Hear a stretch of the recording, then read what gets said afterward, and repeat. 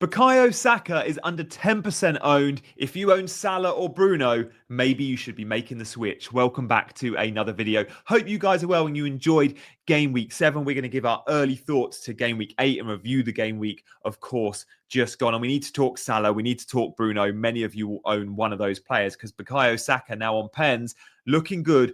Also, with the fixtures, he's surely the standout Arsenal player to be buying. As always, with these early thoughts videos, let's just touch on my team. I'm just under 2 million in rank. It was a green arrow, though, by 7 or 8 points. 76 all out. I was on wildcard. It's been 2 good weeks with triple captain Haaland and now the wildcard. The wildcard wasn't made for an immediate boost. It was not a free hit. The wildcard was made with a long-term view. And when we see my Game Week 8 team coming up in this video, you'll see where I'm heading in terms of the direction of my team and the fixtures and hopefully the form of the players. Senesi and Richards, no clean sheets, but fairly happy with them. Nick Pope in goal with 7, like buzzing. He's going to match Raya, I think, over time, and he's 0.6, 0.7 cheaper than Raya. And he doesn't take up an Arsenal spot, so it allows you to go double Arsenal attack if you don't have Raya. I think the decision on Pope was a good one, and I'm really hoping he matches or outscores him. He will get more save points than Raya. He did, again, make 4 saves. This week. Gabriel 9 is just an easy set and forget for everyone. Same as Semenyo. Ismail Assar was a player that could have got a huge return this weekend. He, in a 2-1 defeat for Crystal Palace, he still got 2 bonus. He only got an assist. The 3 goal scorers in that game, Sarr wasn't one of them. He still got 2 bonus. All his underlyings were great. He should have had another assist for a Mateta easy shot. Mateta missed a 0.75 XG chance. Sarr on another day gets double digits. He gets the assist. He gets bonus.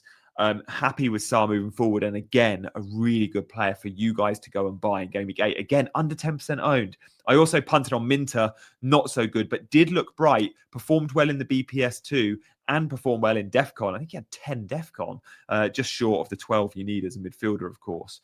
Saka, we're going to talk about. Haaland, we don't need to discuss. And we're going to discuss Joao Pedro and Gyokeres. But I'm happy with these guys moving forward. I don't think that sells. Is Joao Pedro a buy right now? Some might argue maybe not. I actually would suggest if I was on wildcard in 8, he'd be in. Gyokeres, same. I wouldn't be wildcarding him in. I wouldn't be buying him, but he's definitely, for me, an easy hold. Mukiele there on my bench, going to be great for DEFCON. He out DEFCON'd again, Alderete. Anyway, that's enough from Game Week 7. Guys, if you want to show me support in any way, I'd love you to like and subscribe to the channel if you're new around here. Drop a comment. I'll reply to everyone, as I always do. So let's move forward, shall we, with today's topic and the discussion point for my team, but for many of them. Salah's slump needs to be addressed, doesn't it? I think we have to discuss Mo Salah. This was actually, this data was before Game Week 7, but it's the same sort of averages. This season so far, we've seen a big drop-off from his XG, from his creativity, his expected assists, and from his shots. He was at this was his previous 6-game low. And the entire time he's been in the Premier League, this was his worst 6-game run, right? And it came in 2020. And in that 6-game run, he was still clocking 2 shots a game. He was still clocking a non-pen XGI of 0.33. He's down on those numbers. This is his worst 6-game run in the Premier League. And I feel like we have to address that. So if we are getting rid of Bruno or Salah, it's to Saka. But let's talk about Saka in a sec and Bruno in a sec and just concentrate on Mo Salah. Skip to the wrong screen there. It put me off. Don't edit these videos, as you might expect. Against Chelsea, it was a 2-pointer. Against Palace, it was a 2-pointer. Going into the Crystal Palace game, 850,000 managers sold Mo Salah. We might see another 850. We're going to see price drops. We're getting Haaland rising. Haaland is now the most expensive player in the game. Salah started the season 0.5 more than Erling Haaland. And as we look at the fixtures, the entry point is nice. Man United at home is a good fixture. Brentford away is a good fixture. Villa's fine. City's tough, but then Forest is a good fixture. The fixtures are there, but they've had good fixtures this season where he's blanked, right? Just think, if you're not going to captain him at 14.5 million, you could do a lot better, especially when there is someone sticking their hand up going, I'm 3-4 million, I'm 4 million less, more than, and I'm doing all the good stuff. And we're going to talk about Saka in a minute. Let's just go to Bruno, though. If you're selling Salah, you should probably be selling Bruno too, right? If you want to get to the guy we're going to discuss in Bukayo Saka, well, maybe. I'm not as down on Bruno as some might be. On another day, he converts his pens. On another day, he doesn't hit the bar versus Sunderland, it goes in. And with all that, you go, oh, actually, he's flying. But those things didn't happen. And we shouldn't always go if, buts, and maybes, because we can say that about any player. You could always spin the narrative to suit your agenda. My big thing on Bruno is playing deeper. Yes, he's good for DEFCON. And the last 2 games, he's had 2 lots of 11 defensive contributions. You need 12. So he's been unlucky there. But if I'm spending 9 million, I want more than a DEFCON and set piece merchant. I need some open play threat. When I watch United in open play, it's all about Mbermo or Ahmad or Sesko is going to be one to watch. Cunha will come good. They're all in front of him, Mason Mount. And I just think Bruno's too far off in open play for me at 9 million. If he was 8, it's a different story. But at 9, he's pretty much, there's very little between him and Bukayo Saka, who's like 9.8, I think. With that in mind, let's talk Saka and compare the 3. This is just off the last 2 games. In the last 2 games, we've seen starts for Saka. Now, he's had fewer minutes than Bruno and Salah. Bruno and Salah always get 90. I think Saka's had a 90 and a 67.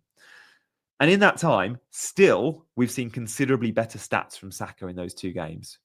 Now, it's a very small sample size. You could argue Arsenal have had better fixtures, whatever. But he's had fewer minutes and still, for shots, for touches in the box, for goal attempts, all the big chances created, it all points to Saka in the last 2 games. Moving forward with the fixtures, I can't see past Bukayo Saka. If it's a coin toss between those 3 players, this chart from Fantasy Football Scout, I think, shows us it's Saka. If you don't like the small sample size, well, this should also spin it for you. It's the fact he's under 10% owned.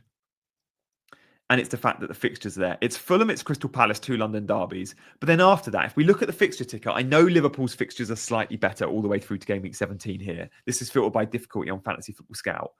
But Arsenal, after Fulham and Palace, it's Burnley, it's Sunderland. And yes, they're both away, but Arsenal can score 2, 3, 4 goals in those games still. Then it's the North London derby and Chelsea. But after that, again, it's Brentford, Villa, Wolves, Everton, a good run. I think get him in place now. He's going to go up in value. He's certainly going to go up in ownership. And if I'm in a straight shootout between Bruno and Saka, it's Saka all day long. If it's a straight shootout between Salah and Saka, and money's no object, maybe I still go Salah because of what we know he can do. And again, the fixtures are great. But money's always a thing, right? It might not matter to you now. You might go, oh, I don't need the 4.5 million. What am I going to do with it? I guarantee if you don't need it now, you'll need it next week or the week after or the week after. That 4.5 million is the difference between owning an enabler in midfield, a 4.5 bench fodder, or Semenyo, right? It might be the difference between owning, there's so many examples. You see where I'm coming from. And if you're on wildcard especially, it's really hard, I think, to justify Salah. And that's where I was at last week. I just couldn't get him in. It was Saka and Semenyo or Salah and rubbish. No brainer. Absolutely no brainer. So look, that's where I'm at with Saka.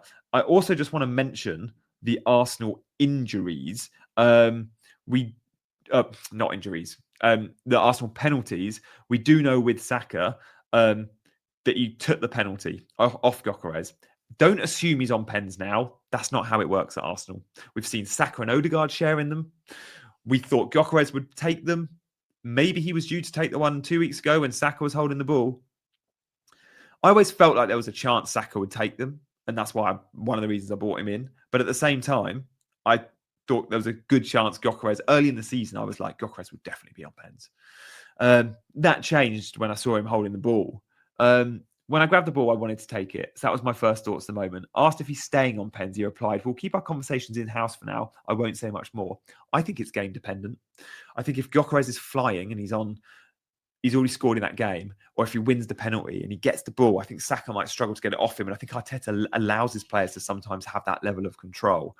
But as things stand, assume there's a good chance Saka takes the next penalty. And if he does, there's clearly a lot to like. Guys, thank you for liking and subscribing. Sponsor plugs, by the way. Check out Fantasy Football Scout if you haven't already. There's a QR code on screen to scan. But also, if you're going to be bored in the international break, I'm doing one more video before no more videos for like over a week. I'm doing a wildcard video tomorrow. But then after that, just members only videos. If you want to become a channel member, click the join button below, or there's a link in the description. And as a channel member, you can access all of my extra content. For $2.99 a month, there'll be extra videos. Last week, I did one every single day. It's a ton of content. Back to Saka finally. This was taken on the Scout members area on Sunday morning from all the Saturday games. His XGI, 1.95. He was unlucky only to get the one return. There should have been more. There was big chances missed from Eze, from Gyokeres, that Saka's putting on a plate. Bear that in mind. But how am I set for game week 8? This is my bus team. People always say, what's a bus team? It's just me putting my team in place just in case I get run over by a bus, right? Before transfers, I've got one free transfer. I've got 0.3 million in the bank. This is my team. I've got huge benching dilemmas. Let's just look at the bench first. This is a great bench boost week for many. It is for me. I'm not on bench boost. I've used it.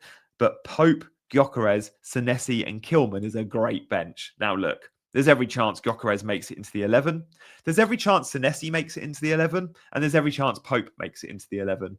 As things stand, though, for those listening on podcast, I've gone to Bravco against Leeds, just Burnley at home. They beat Sunderland at home, Burnley 3-0.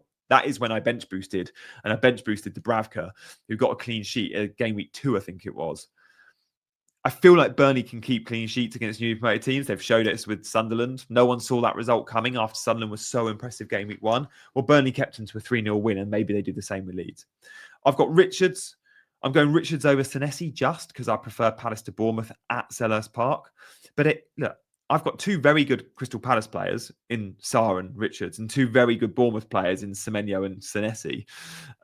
Mukiele, again, I've got for the Wolves at home fixture. Wolves don't score many. Mukiele's brilliant for DEFCON 2. Gabriel's set and forget. I'm going Minter against his old team. Minter was really unlucky not to score me points in game week 7. Hope he can in game week 8. Reinders comes into the 11. I benched him in game week 7. I was a bit nervous with that because he had such high ownership. Saka, we've spoken about. Semenyo, obviously you have to always start Semenyo. And then Haaland, captain, and Joao Pedro. Joao Pedro with a brilliant fixture against Ange Postecoglou's Forest, if Ange is even still there. So that's how I'm set. I don't see me making a transfer, guys. I'm not even close to one. Unless we get injuries, I can't see a world in which I make a transfer. Guys, I'm going to put my mini league code at the bottom of the screen. It's OAD0FX if you do want to join it. I'm going to put together a wildcard draft, so stay tuned for that in 24 hours' time. That won't only help those on wildcard, but it will hopefully help anyone that's going, what players do I want to buy this week? Well, these are all the best ones I think we should be targeting. And I'm interested to see how wildcard in game week 8 looks different to the team we see on screen, which is a wildcard game week 7. Because the wildcard 7 looks different to most people's wildcard 6. Now, is that me because I've gone for a few more differentials than perhaps others did with Sarr and Minter, Pope?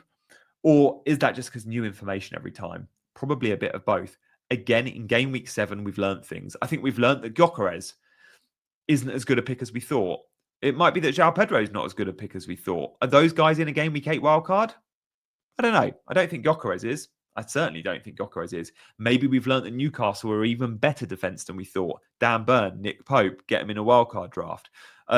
Semenyo, we know, is a set and forget. I think Ismaila Sarr, we've seen you have to have him in now. So stay tuned for that one. On your way out, hit all the buttons, drop a comment, and I'll see you soon. Bye-bye.